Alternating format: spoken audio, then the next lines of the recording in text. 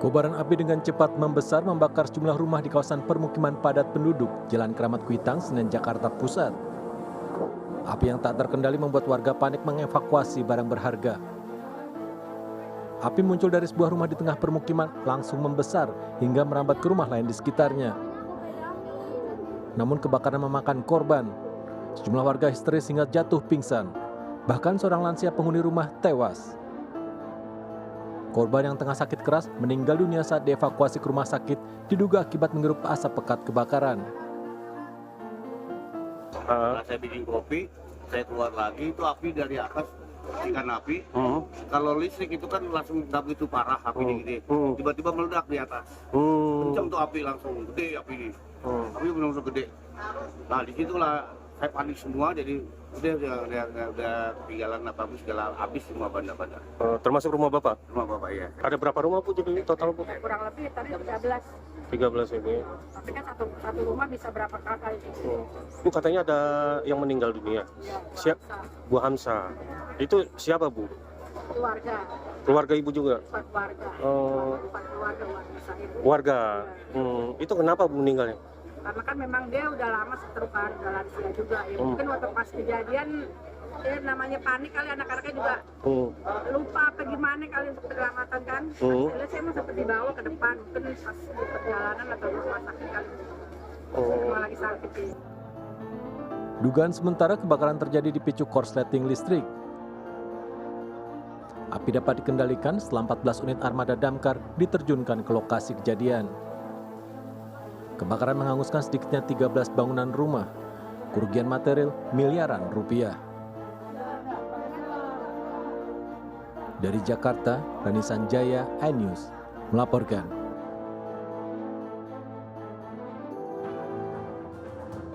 Pemirsa, kita awali dengan informasi pertama. Tawuran antara dua kelompok remaja pecah di kawasan Matraman Dalam 3, Menteng, Jakarta Pusat. Tawuran merusak sejumlah mobil dan gerobak pedagang. Seorang petugas kepolisian di lokasi tak dapat berbuat banyak membubarkan massa tawuran.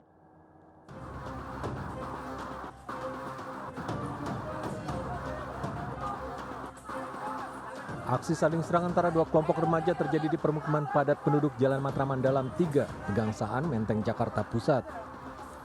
Kedua kelompok remaja bersenjatakan batu, kayu, petasan, juga senjata tajam. Seorang petugas kepolisian yang kebetulan melintas mencoba membubarkan massa. Namun para pelaku tawuran tak mengindahkan peringatan petugas. Kedua kubu terus saling serang tanpa mempedulikan warga dan petugas kepolisian tersebut. Meski tidak ada korban jiwa ataupun luka, tawuran merusak mobil dan gerobak pedagang. Kaca mobil dan gerobak pecah diduga terkena lemparan batu. Satu motor 2 orang, yang satu jalan kaki dari Jalan Dempo itu, maksudnya apa nggak ngerti, dia masang petasan ke atas. Kayaknya sih kode deh, masang petasan ke atas. Nah yang satu motor udah nunggu di situ, nunggu dia udah selesai naik. Tiba-tiba habis masang petasan itu, ternyata di sana dari arah sana udah banyak orang tuh. Aksi tawuran terjadi sekira pukul 8 malam. Masih banyak warga beraktivitas dan berdagang di sekitar lokasi.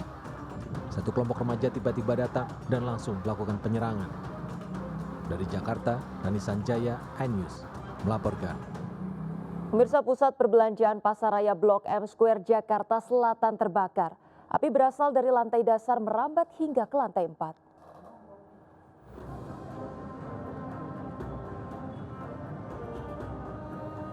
Kepanikan terjadi saat asap hitam tebal mengepul dari dalam pusat perbelanjaan Blok M Square di kawasan Blok M Kebayoran Baru, Jakarta Selatan. Karyawan dan pengunjung berhamburan keluar gedung menyelamatkan diri. Pemilik mobil yang terparkir segera berusaha memindahkan mobil menjauhi lokasi kebakaran. Asap hitam pekat tiba-tiba muncul dari lantai dasar.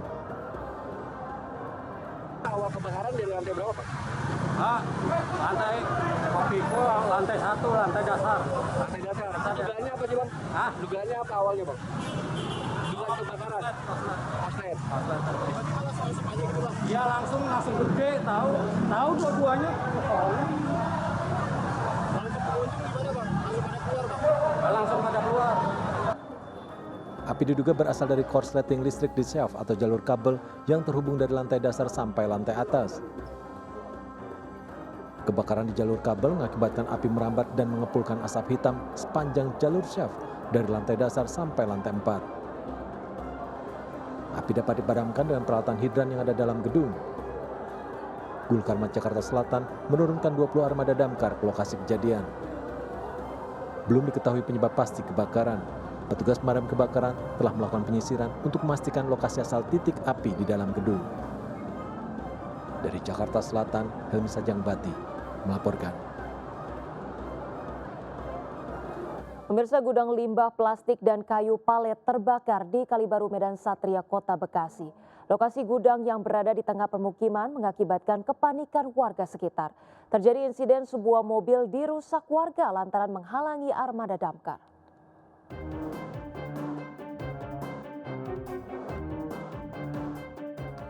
Asap hitam tebal membumbung tinggi akibat kebakaran gudang limbah plastik dan kayu palet di Jalan Bali, Kampung Rawapasung, Medan Satria, Kota Bekasi. Api dengan cepat membakar seluruh isi bangunan. Namun tak hanya bangunan seisinya habis terbakar, satu buah truk yang terparkir juga ikut menjadi korban.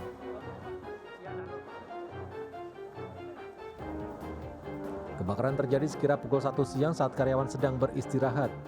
Dugaan sementara, api berasal dari pembakaran sampah di belakang gudang. Apanya? Api awalnya dari mana nih? Ya itu awal dari pembakaran sampah. Pembakaran sampah jadi merembet karena angin langsung ke gudang plastik itu. Pembakaran di belakang apa di depan? Di belakang. Oh, yang di belakang. Yang di belakang. Namun terjadi insiden dalam kebakaran. Sebuah mobil yang terparkir di halaman sekolah sebelah lokasi kebakaran gudang limbah plastik dirusak massa. Massa diduga mengamuk lantaran mobil terparkir menghalangi jalan armada damkar. Sementara pemilik mobil lama memindahkan kendaraannya. Akibatnya sejumlah bagian mobil penyok, kaca depan mobil pecah, kaca pintu sebelah kanan pecah, serta kaca spion dan bumper rusak. Menghalangi mobil damkar atau gimana, Pak? Bisa juga, bisa mobil ini mau masuk ke situ, mungkin ya ngalingin ini. Tapi ada orangnya tadi? Tadi ini ada orangnya. Oh, pas disuruh mundur itu ada orangnya di dalam. Cuman orangnya itu kayak lambat lah. Lambat, aturan kan langsung cepat mundur, mau kita begitu. Jadi orang yang nyuruh nggak ngambek lah. Pemadam kebakaran Kota Bekasi menerjunkan 10 armada damkar dan rescue serta 2 unit bantuan dari wilayah Kabupaten Bekasi. Selain banyak material mudah terbakar berupa kayu dan plastik, kesulitan sumber air juga membuat proses pemadaman terkendala. Dari Bekasi, Jawa Barat, Rahmat Hidayat, N-News melaporkan. Pemirsa, akibat hujan deras semalaman, Kabupaten 50 Kota Sumatera Barat terkepung banjir dan tanah longsor. Bahkan jalur penghubung Sumbar Riau juga terputus.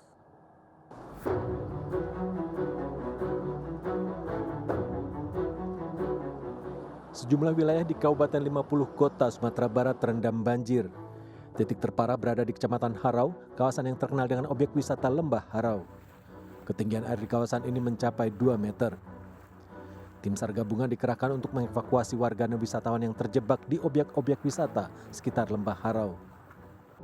Sejak dari jam 23.00 WIB tanggal 17 Desember kemarin sampai dengan jam 10.00 WIB tanggal 18 Desember 2023 mengakibatkan meluapnya beberapa sungai di Kabupaten 50 Kota, diantaranya yaitu Sungai Batang Harau di Kecamatan Harau, Nagari Harau, Kabupaten 50 Kota. Dari data sementara BPBD Kabupaten 50 Kota, setidaknya 11 nagari terdampak dengan 9 titik banjir dan 2 titik longsor. 11 nagari yang terdampak adalah Nagari Malintang, Pangkalan, Koto Tinggi, Pandan Gadang, Simpang Kapua, Situjuh Tungka, dan Ladang Lawe, serta Hulu Aya. Warga sekitar Harau mengaku baru kali ini kawasan tersebut dilanda banjir besar. Air mulai naik sejak Senin pagi, imbas meluapnya Sungai Batang Harau. Setengah Setengah 9 malam. Pagi tadi. Gara-gara belum lagi. Belum. Terus hujannya sejak kapan, Bu? Oh, hujan dari jam berapa lagi? Dari jam 3. 3. Terus ini paling parah ya, Bu? Paling parah sih sekarang. Sekarang baru yang parah. Ya. Sebelumnya sampai sini ya juga. Sampai sini. Sampai situ belum ada, baru sekali ini. Terus kali aja. Iya. Warga masih was-was karena jika hujan lebat kembali terjadi, aliran Sungai Batangharo akan kembali naik. Hujan juga mengakibatkan akses jalan provinsi yang menghubungkan Sumbar Riau putus karena longsor di Kelok 17. Dari Kabupaten 50 Kota Sumatera Barat, Agung Sulistyo, iNews melaporkan. Pemirsa, satu lagi korban erupsi Gunung Merapi meninggal dunia. Zafira Zahrin Febrina meninggal dunia setelah menjalani perawatan intensif selama 2 pekan di Rumah Sakit Dr. M. Jamil, Padang, Sumatera Barat. Korban dimakamkan di TPU Tunggul Hitam, Padang.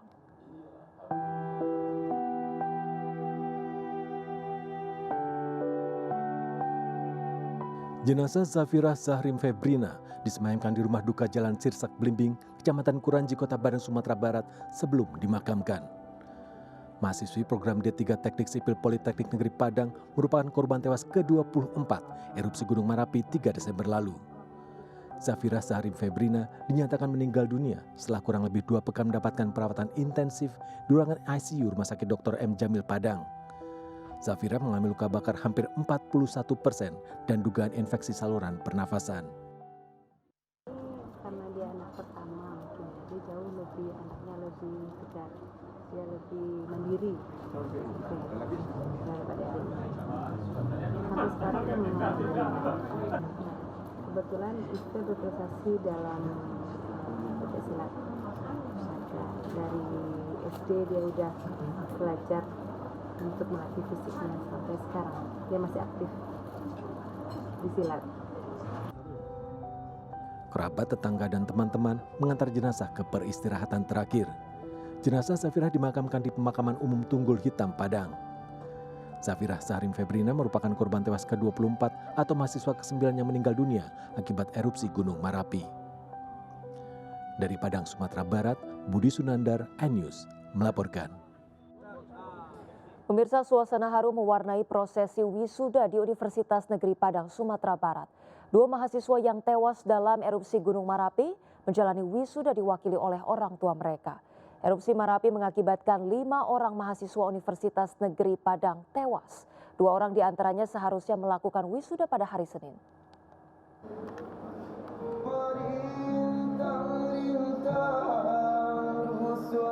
Peserta wisuda Universitas Negeri Padang tak kuasa menahan air mata saat panitia memanggil nama Siska Afrina dan Franky Chandra Kusuma, 2 mahasiswa korban erupsi Gunung Merapi. Mahasiswi dan mahasiswa Fakultas Ilmu Pendidikan jurusan Pendidikan Luar Sekolah diwisuda dengan diwakili kedua orang tua mereka. Siska Afrina, putri pasangan Mentas Wardi dan Muri, mendapat yudisium memuaskan dengan judul skripsi hubungan antara keterlibatan orang tua dengan hasil belajar siswa kelas 7 di SMP Negeri 3 Padang. Sementara Franky Chandra Kusuma, putra dari Jumrizal dan Yanti, mendapat yudisium sangat memuaskan dengan judul skripsi hubungan antara perhatian orang tua dengan hasil belajar santri rumah tahfiz Quran Darul Izah Abai, Solok Selatan.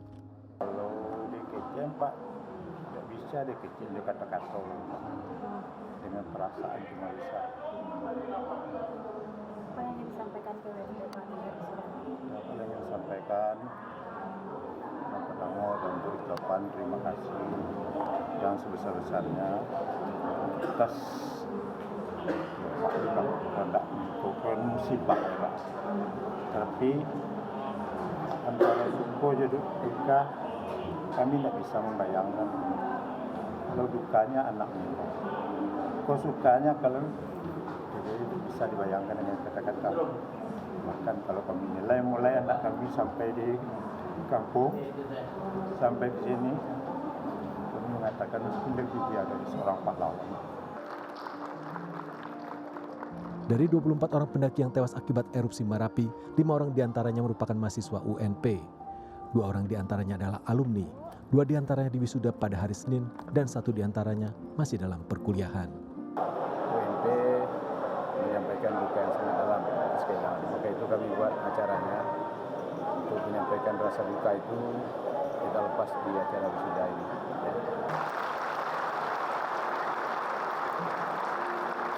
Dari Padang, Sumatera Barat, Budi Sunandar, iNews melaporkan. Pemirsa, setelah 2 pekan erupsi tanpa henti, Gunung Merapi di Sumatera Barat terlihat berubah, dinding tebing cadas berlubang. Warga desa terdekat dengan kawah resah dengan kemunculan asap dari tebing cadas yang sebelumnya tidak pernah terjadi.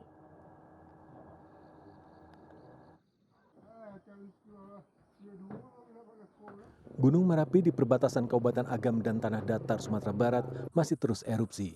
Gunung setinggi 2.981 meter di atas permukaan laut tersebut erupsi diikuti hembusan tanpa henti. Namun bagi warga sekitar puncak gunung, erupsi membuat Gunung Merapi berubah. Warga melihat asap terus keluar dari dinding cadas di puncak gunung. Warga Dusun Cumantiang, Nagari Buki Batabua, Kecamatan Candung, Kabupaten Agam, resah dengan kemunculan lubang di cadas yang diduga kawah baru. Mereka khawatir erupsi dapat mengarah langsung ke perkampungan mereka. Di arah ke sebelah sini itu tidak pernah mengeluarkan asap. Tapi sekarang ada asap keluar di situ, bahkan berhari-hari tidak pernah berhenti asapnya. Itulah yang kami khawatirkan. Jangan-jangan nanti itulah yang akan meledak kembali. Petugas pos pengamat gunung api PGA Merapi meminta warga tetap tenang dan waspada. Petugas akan memeriksa lebih dekat ke lapangan untuk memastikan dugaan lubang kawah baru. Harap tidak terlalu panik ya, karena itu lazim terjadi. Tetap tinggal di rumah, karena untuk status waspada Gunung Merapi saat ini tidak merekomendasikan untuk adanya evakuasi ataupun pengungsian. Sejak letusan besar pada Minggu 3 Desember, Gunung Merapi telah erupsi sebanyak 95 kali dan mengalami hembusan 469 kali hingga Senin 18 Desember. Erupsi pada 3 Desember lalu mengakibatkan 24 orang pendaki tewas. Dari Kabupaten Agam dan Bukit Tinggi, Sumatera Barat, Wahyu Sikumbang melaporkan. Pemirsa, gugatan pra-peradilan yang diajukan mantan Wakil Menteri Hukum dan HAM Edward Omar Syarif Yarich mulai disidangkan di Pengadilan Negeri Jakarta Selatan. Dalam gugatannya, kuasa hukum Edward Omar Syarif ini menilai KPK telah melanggar sejumlah ketentuan hukum dalam penetapannya sebagai tersangka kasus suap dan gratifikasi.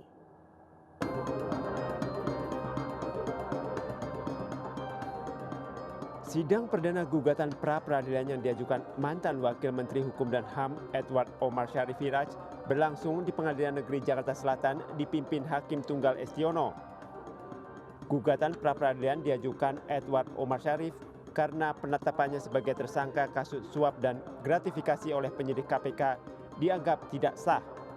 Gugatan pra-peradilan juga diajukan oleh dua tersangka lain dalam kasus yang sama, yaitu Yogi Ari Rukmana dan Yosi Andika Mulyadi.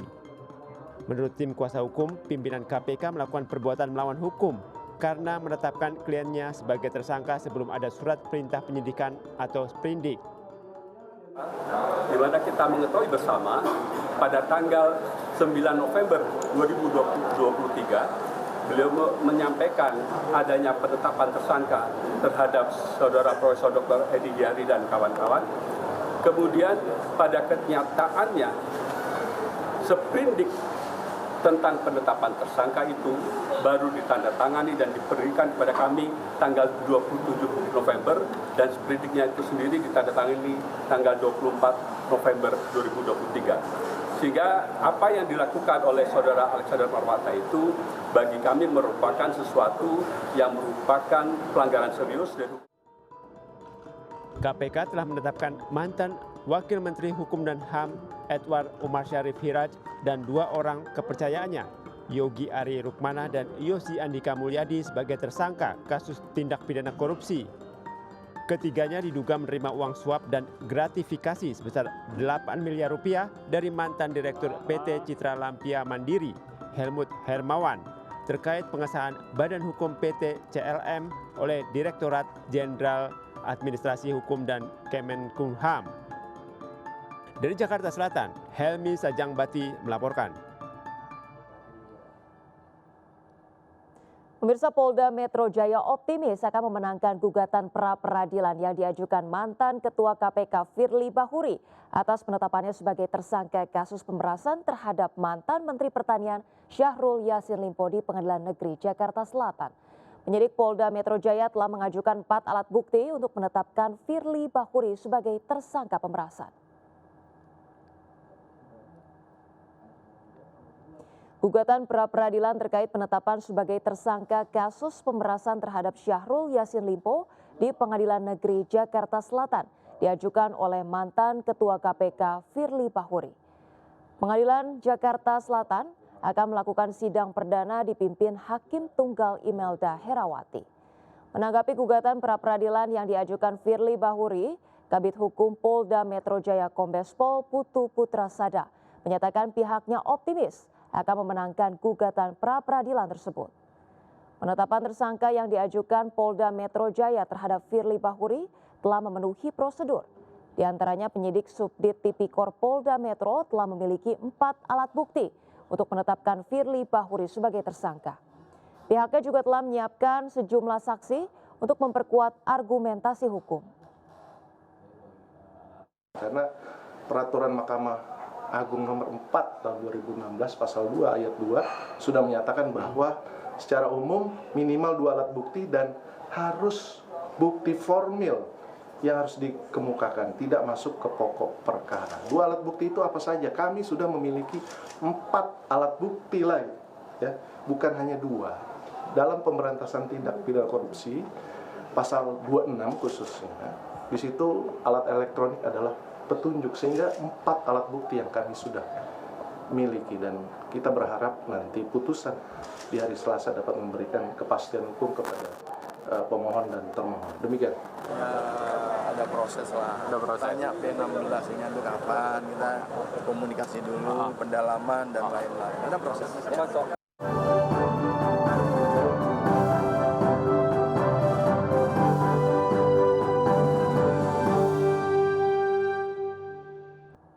Pemirsa, calon presiden nomor urut 3 Ganjar Pranowo menghadiri pertemuan tim pemenangan di Wonosobo, Jawa Tengah pada Senin siang. Ganjar menyebut akan berkolaborasi dengan relawan dan rakyat agar semakin kuat dan meminta tim pemenangan untuk menjaga serta mengamankan TPS untuk 2024 nanti.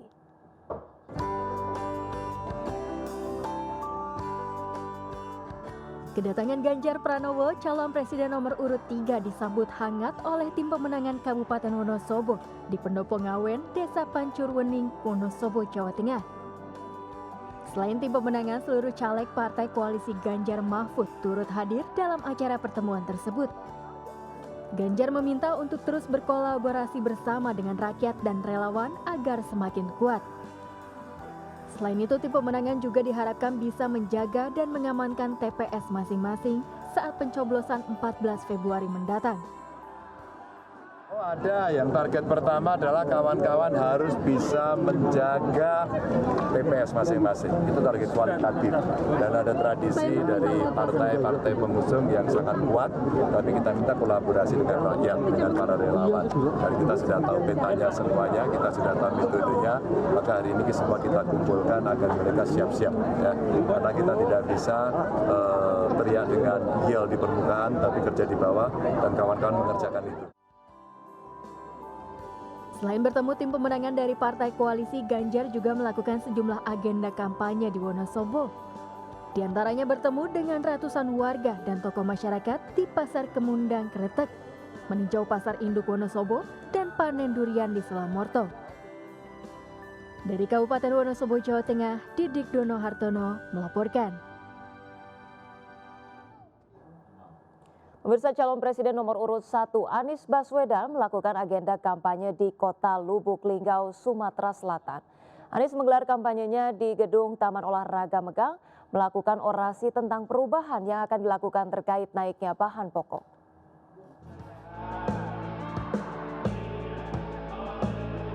Calon Presiden nomor urut 1 Anies Baswedan melakukan agenda kampanye di Kota Lubuk Linggau, Sumatera Selatan di Gedung Taman Olahraga Megang, Jalan Lintas Sumatera, Kecamatan Lubuk Linggau Utara 1. Kedatangan Anies Baswedan disambut ribuan simpatisan dan relawan serta masyarakat. Anies pun sempat melakukan orasi tentang perubahan yang akan dilakukannya terkait naiknya sejumlah kebutuhan pokok jelang akhir tahun serta turunnya harga karet. Di saat dibutuhkan langka, di saat dibutuhkan mahal. Ini bukan hanya di Sumatera Selatan, tapi di berbagai wilayah Indonesia. Karena itu salah satu langkah yang kita kerjakan di 100 hari pertama adalah menata ini dan langsung menyiapkan terobosan-terobosan sehingga produksi dan kebutuhan itu setara. Setelah melakukan kampanye, Anies Baswedan melakukan ngobrol bareng dan berdialog dengan Gen Z atau kaum muda. Dari Lubuk Linggau, Sumatera Selatan, Faizal Agustiawan melaporkan. Pemirsa, petugas KPU daerah Jakarta Timur melakukan simulasi pencoblosan pemilu 2024 di kantor KPU Jakarta Timur, Pulau Gadung. Simulasi dilakukan untuk mengedukasi warga dan petugas KPPS.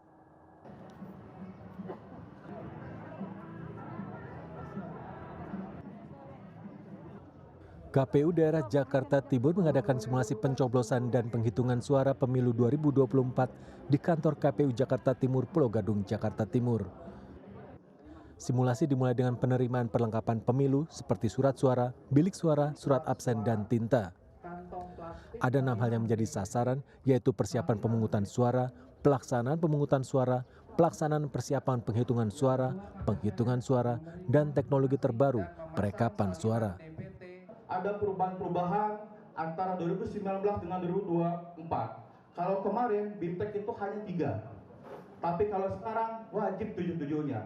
Maka melihat dari range waktu sangat tidak mungkin kalau kita BIMTEK secara langsung tatap muka, tapi dibantu dengan video. Simulasi ini adalah yang pertama dilakukan baik di KPU Jakarta Timur bahkan di DKI Jakarta. Simulasi dilakukan untuk mengedukasi warga serta petugas pemilu di lapangan sehingga meminimalisir kesalahan dalam pelaksanaan pemilu 2024 mendatang. Dari Jakarta, Rio Manik melaporkan. Pemirsa, jelang pemilu 2024, sebanyak 139 warga binaan Lapas Kendari, Sulawesi Tenggara melakukan perekaman KTP ke Dinas Kependudukan dan Catatan Sipil Kota Kendari. Perekaman tersebut dilakukan agar para warga binaan yang belum memiliki KTP nantinya bisa menyalurkan hak suaranya pada pemilu.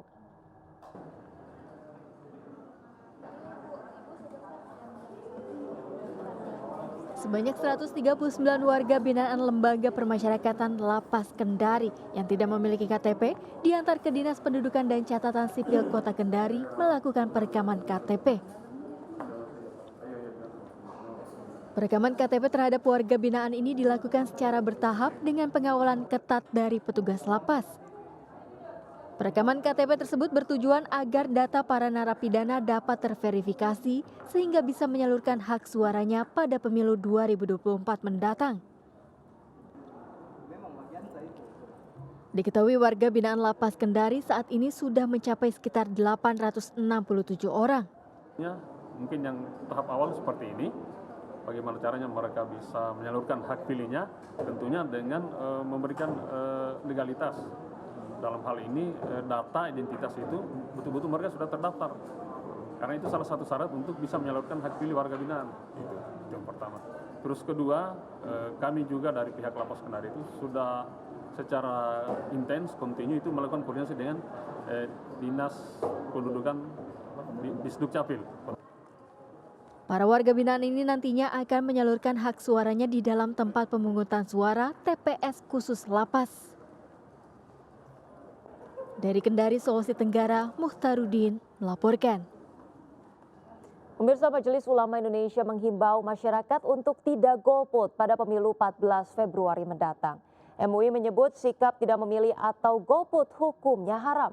Fatwa haram golput sudah tertuang dalam Ijma Ulama 2009 di Padang Panjang bahwa memilih pemimpin merupakan bagian dari kewajiban beragama. Assalamualaikum warahmatullahi wabarakatuh. Pemirsa, saya ingin menjelaskan tentang Fatwa Majelis Ulama Indonesia tahun 2009 di Padang Panjang bahwa nasbul imam wal imarah, memilih pemimpin itu bagian dari kewajiban beragama. Umat Islam berkewajiban memilih pemimpin yang mempunyai kriteria sidik, jujur, amanah, itu adalah orang yang bisa dipercaya, tabligh, transparan, fatona, punya kecerdasan. Jika sudah ada calon pemimpin yang dipilih seperti kriteria itu, maka hukumnya wajib memilih. Dan memilih selain itu, hukumnya adalah haram. Karena kita wajib memilih pemimpin yang membawa kebaikan di masa yang akan datang. Kalau kita sudah menemukan yang baik sesuai kriteria, lalu memilih golput, maka hukumnya golput adalah haram. Pemirsa, jelang Natal dan Tahun Baru, Terminal Kampung Rambutan Jakarta Timur Senin pagi mulai dipadati oleh calon penumpang. Peningkatan jumlah penumpang ini terjadi sejak hari Sabtu dan Minggu kemarin.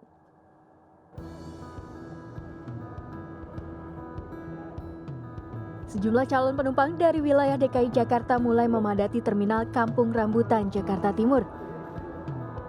Peningkatan jumlah penumpang hingga 30% dari hari normal juga dipengaruhi libur sekolah. Dari data keberangkatan hari Sabtu dan Minggu, ada sekitar 1.400 penumpang yang berangkat dari terminal Kampung Rambutan. Rata-rata keberangkatan penumpang menuju sejumlah wilayah di Jawa Tengah, Jawa Barat, dan Sumatera. Iya, sengaja. Masih liburan juga. Oh, Kan kemarin hari Rabu. udah ngambil rapot, biar lebih lama di kampung halaman. Oh gitu.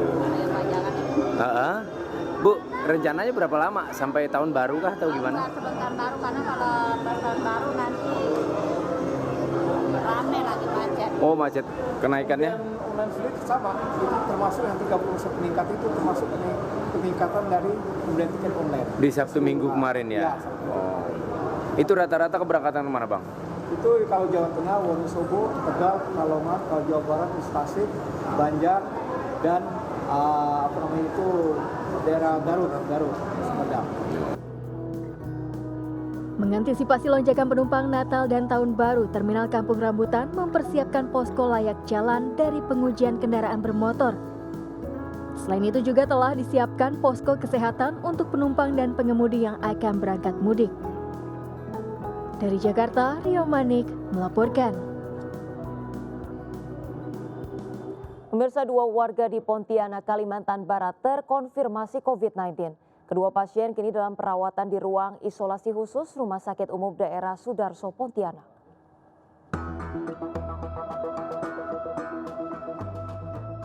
Dalam catatan Dinas Kesehatan Provinsi Kalimantan Barat, ada 4 warga yang terinfeksi COVID-19. 2 orang dalam perawatan di ruang isolasi Rumah Sakit Dr. Sudarso, sementara 2 orang lainnya menjalani isolasi mandiri di rumah. Pemerintah Provinsi Kalimantan Barat telah menyiapkan ruang khusus isolasi bagi warga yang terkena COVID-19. Hal ini untuk mengantisipasi lonjakan penyebaran COVID-19 menjelang hari Natal dan Tahun Baru. Pemerintah meminta warga untuk waspada lonjakan COVID-19 saat libur Nataru, terlebih pergerakan orang di momentum tersebut akan meningkat. Jadi ada 4 pasien COVID, 2 dirawat, 2 diisolasi mandiri. Nah, untuk masyarakat saya harapkan yang batuk pilek mereka harus menggunakan masker dalam melakukan aktivitas sehari-hari agar tidak menularkan batuk pileknya itu kepada orang lain. Meski COVID-19 sudah menjadi endemi, namun pihak pemerintah mengimbau warga untuk tetap waspada. Dari Pontianak, Kalimantan Barat, Uun Yuniar melaporkan. Tak mampu menahan tiupan angin kencang, sebuah pohon setinggi 5 meter di Jalan Samanhudi Raya, Sawah Besar, Jakarta Pusat, Senin sore tumbang. Tumbangnya pohon menimpa seorang wanita penumpang motor.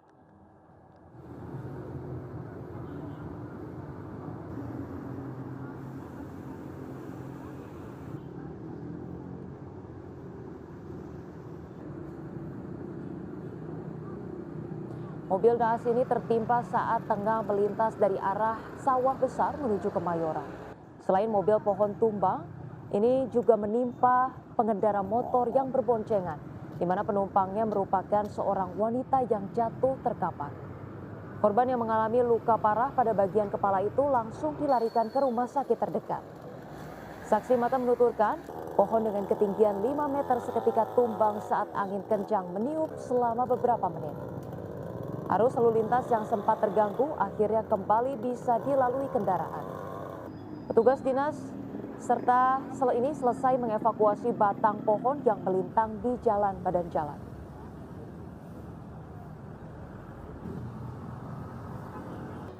Pemirsa, stasiun televisi kesayangan masyarakat Indonesia RCTI akan menjadi official broadcaster Piala Eropa 2024 mendatang. Turnamen sepak bola paling bergengsi di benua biru itu akan digelar di Jerman pada 14 Juni sampai 14 Juli 2024 mendatang.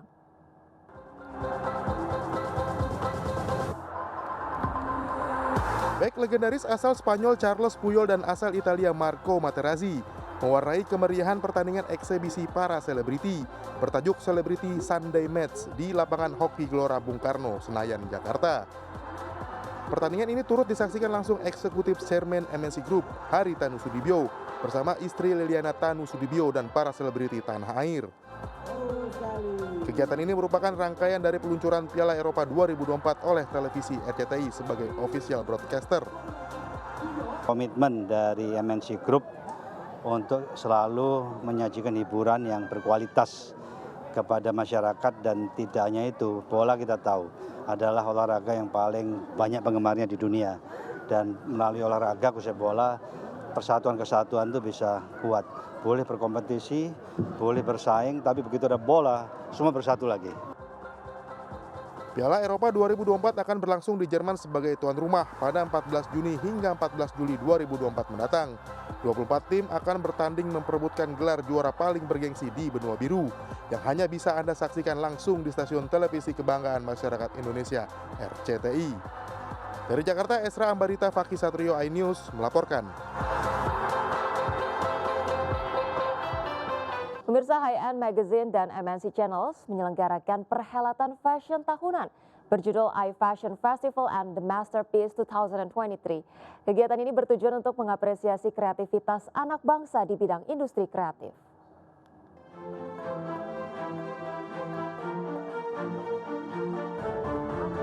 Karya adi busana terbaik dari 14 desainer tanah air ditampilkan dalam iFashion Festival and the Masterpiece 2023 yang memasuki tahun ke-12. Acara yang digelar di studio RCTI Plus Jakarta ini mengambil tema Celebration of Art and Culture. Kali ini aku menampilkan koleksi adalah jadi lebih twist dari tema oriental, Chinese style, tapi di twist tidak terlalu tradisional, jadi lebih wearable, jadi dikemas dalam bentuk evening gown. Dengan adanya diadakan fashion seperti ini, itu kita mendukung mereka untuk karya-karya mereka ditampilkan, sehingga pecinta fashion itu melihat karya-karya, bagaimana karya-karya dari anak bangsa itu seperti apa. Dalam acara ini juga digelar penyerahan penghargaan tahunan kepada pelaku fashion dan lifestyle tanah air. High End Lifestyle Award 2023 diberikan kepada 6 orang terpilih yang dinilai berprestasi dan memberikan inspirasi di bidang masing-masing. Dari Jakarta, Nisa Sahib, Ilham Zarkasi, iNews melaporkan.